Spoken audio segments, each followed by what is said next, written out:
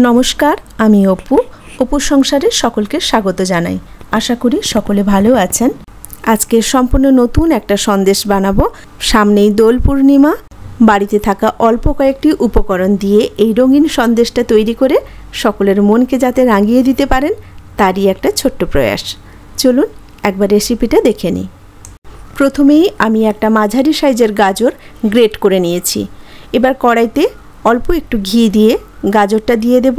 যতক্ষণ না তার কাঁচা গন্ধটা যাচ্ছে ততক্ষণ আস্তে আস্তে করে এইভাবে একটু নেড়ে চেড়ে নেব। গাজরের কাঁচা গন্ধটা কেটে গেছে।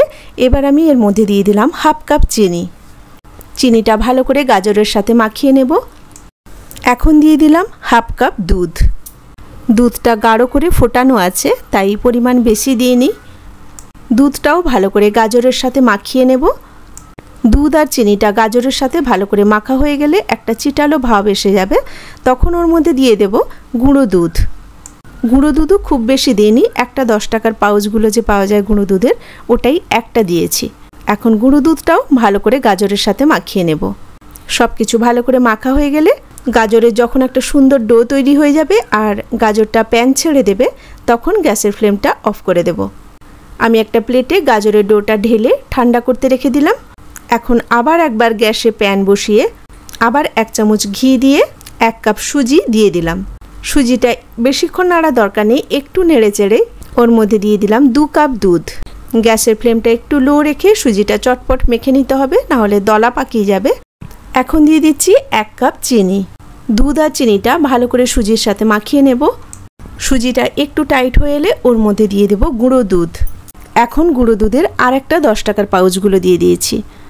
গ্যাসের ফ্লেম একদম লো করে গুঁড়ো দুধটাও ভালো করে সুজির সাথে মাখিয়ে নিতে হবে। নাড়তে নাড়তে সুজিটাও যখন একটা ডো তৈরি হয়ে প্যান ছেড়ে দেবে তখন গ্যাসের ফ্লেম অফ করে সুজিটাও ঢেলে নেব। হালকা গরম অবস্থাতেই সুজিটা আরও একটুখানি মাখিয়ে নেব। আর হাতের মধ্যে যদি একটু চিটালো ভাব আসে তাহলে হাতে ঘি বা একটু তেল লাগিয়ে দিয়ে তারপর মাখলে কিন্তু হাতের মধ্যে আর কোনো চিট আটকাবে না। এইভাবে মেখে সুজির একটা সফট ডো তৈরি করে নেব। এখন হাত দিয়ে এইভাবে ঘুরিয়ে ঘুরিয়ে একটা রোল তৈরি করে নিলাম।